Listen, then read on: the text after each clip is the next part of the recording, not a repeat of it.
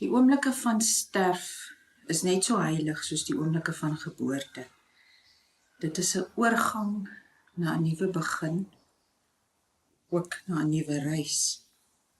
Ek het hierdie gedig geskryf toe my liefde van my lewe oorlede is, na 38 jaar van getroud wees. En ek het daarin iets probeer verwoord van daardie oomblikke en my ervaring van daardie oorgang, beide die sensoriese, maar ook die metafisiese. Passant. Dis net na 7 in die tussengety. Jou skuit dryf by die hospitaalvenster uit.